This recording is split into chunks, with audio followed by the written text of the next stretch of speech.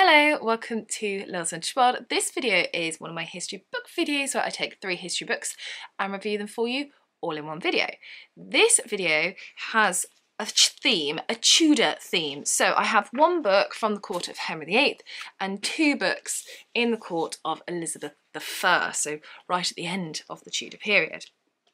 So all of these books I was very kindly sent for review from the publisher, which is Pen and Sword. So thank you, Pen and Sword, for kindly sending me these books for review. I did request all of them because they all sounded wonderful. So let's talk about them. The first one I have to share is The Son That Elizabeth I Never Had, The Adventurous Life of Robert Dudley's Illegitimate Son by Julia A. Hickey. Hickey. Sorry, I pronounced the name incorrectly. So this is a full-length biography of Robert Dudley, which is a bit confusing. So this is Robert Dudley, son of Robert Dudley.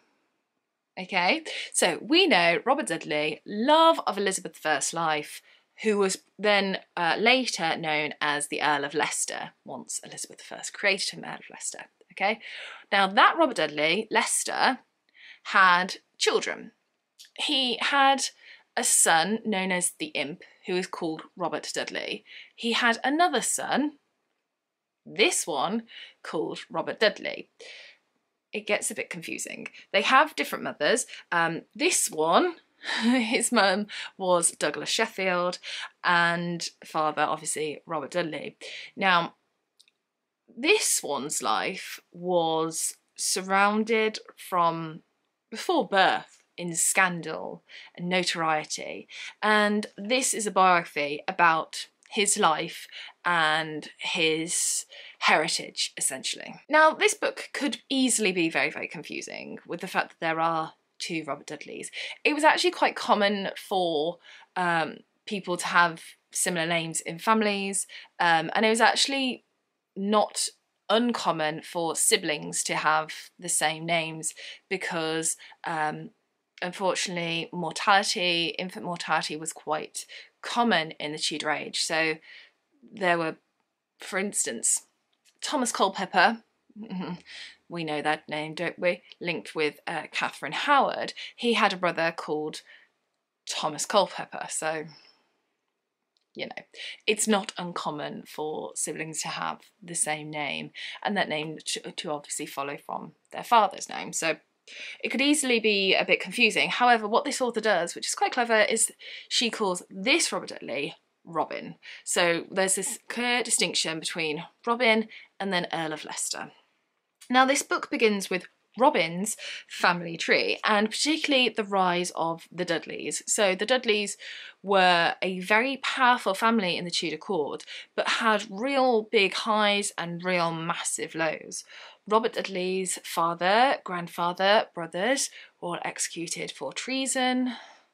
Robert Dudley himself, Earl of Leicester, came very, very close in the same situation, and this book covers the highs and lows of the Dudleys' rise and fall during the Tudor period. And we follow Robin throughout his whole life. We follow him from pre-birth, we follow him through his birth and the scandal that ensued. I won't tell you, you'll have to read the book for yourself in case you don't know. But we also follow him through his adult life, from being a Tudor in the Tudor court to his life not only in the Tudor period but the Stuart period as well. Now, you might think the scandal would stop with his birth, but oh, no. He gets caught in plenty of scandals himself in terms of relationships. He has an involvement in the Essex Rebellion with the Earl of Essex. We know how that ends.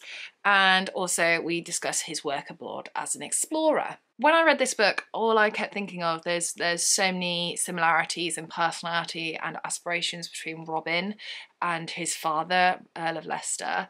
And I thought it was really interesting how it was written, and I really enjoyed the fact that this book kind of bridges the gap that there is in Tudor history. I feel like the same people are written about over and over again in Tudor history, and this book fills the gap about Robert Dudley's son, Robert Dudley.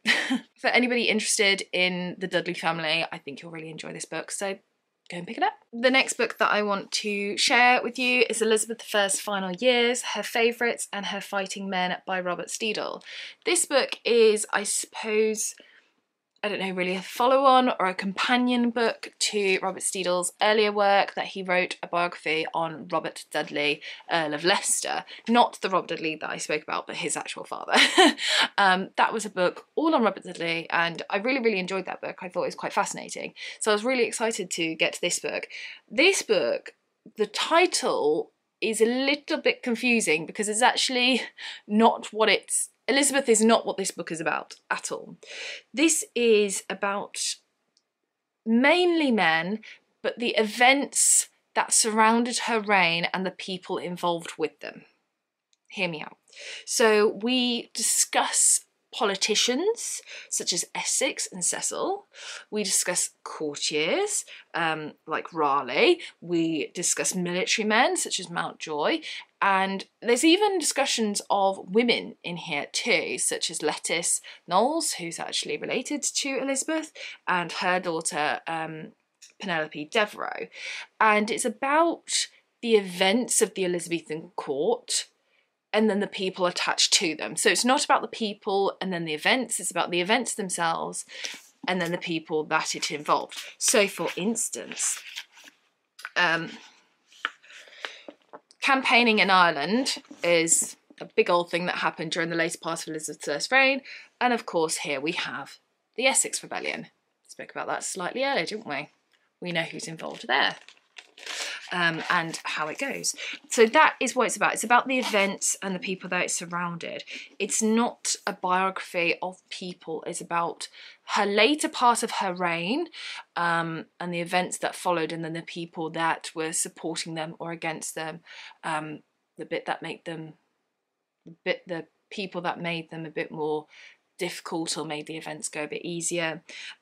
This book was heavy in places, but I read this really slowly. It took me months and months to read this because, as I've just shown you in the contents, I kind of read one little bit every now and then, and that way it didn't feel too heavy, and I found it quite interesting.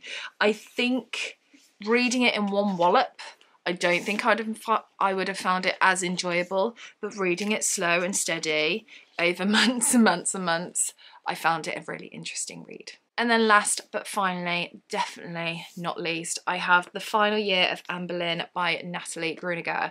I really enjoy Natalie's work that she's done, her books that she's written, and I really enjoy her podcast as well. So I was really excited when I heard about this book, and this book, let me tell you, it's wonderful. So this is certainly what it says on the tin. This is The Final Year of Anne Boleyn. And actually the story itself is dedicated to Anne. It says, "For Anne, may your story continue to inspire and connect people through the ages, and long may you reign in our hearts." Beautiful. The book begins in the spring of 1535, so literally a year before the execution of Anne Boleyn. Spoilers, but not really, she's been dead a long time. You've had enough time to know that. So it literally runs down a year of the last year of Anne Boleyn's life, but it's told in a way that is the way in which I like to read my non-fiction, where it doesn't feel like non-fiction. It feels like Natalie is sat down from me and she's telling me a story. And this is a true story of Anne Boleyn, but it doesn't feel heavy non-fiction, it just flows. I read this book in one go, one sitting, one wallop. I just couldn't put it down. I was thoroughly engaged. I got to the end and I cried. I was doing so well. It wasn't even the execution part that I cried at. It was, is it the afterword, or was that just the end? I can't remember. Let me go back. Is it the epilogue?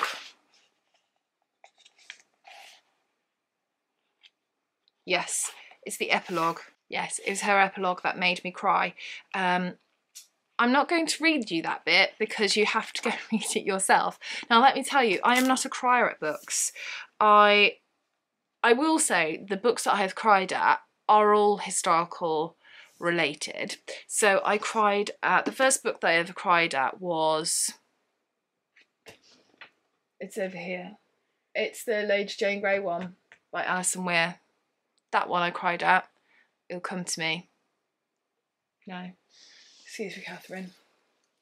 Innocent Traitor. There we go. Put her back gently. That's Catherine Parr. Although she might be on a bit of a wonk. Innocent Traitor. That was the first first fiction book that I ever cried at, historical fiction. That's on Lady Jane Grey. If you don't cry at that or get really moved by that, I don't think you've taken it in enough. The first non-fiction book that I ever cried at was The Strangest Family by Janice Hadlow, which is a book on King George III, his wife Queen Charlotte and their children, and they have some deaths of their children, and I cried. I definitely cried. I recently read, also by Alison Weir, the book on Elizabeth of York, which was a fictional book, and the end, these books that Alison Weir does, it's from birth to death. Not birth, childhood to death, and it was the death of Elizabeth of York, and I just went, ugh. That was wonderful. And then here comes Natalie Grueninger's work on Anne Boleyn, and I sobbed, and I was doing really, really well, particularly because Natalie Grueninger put in Sir Thomas Wyatt's poetry, which I thought this is going to get me. This is going to get me, particularly because the chapter's named Bloody Days, which if you have read Thomas Wyatt's poetry, you will know that one of the lines is, "These bloody days have broken my heart." And I thought, I'm going to go, but I didn't. It's the epilogue that got me. This book is extremely well researched, thoroughly researched, and it's to the point in which it's been researched so well that Natalie is no longer researching it. It's just in her head, and it's almost like it's thoughts that are just coming out. But it's the thoughts with emotion. That's what makes this book so special. It's so historically well researched, but placed with such raw emotion. And it just makes this a wonderful, fascinating read. 5 stars. So there we have it. Those are 1, 2, 3 recent Tudor related reads that I have read recently. Thank you again to Pen and Sword for kindly sending me copies of these. I just realised the 2 ones on Elizabeth, they're both the same portrait. How funny. And then of course we have, now I've put them all together, it's mother and daughter. Isn't that nice? Together on my bookshelves. So let me know in the comments if you have read any of these, or are any going to go and sit on your wish list now. I'd love to know in the comment section. So thank you very much for watching. Take care, and I shall see you soon for the next video. Bye for now.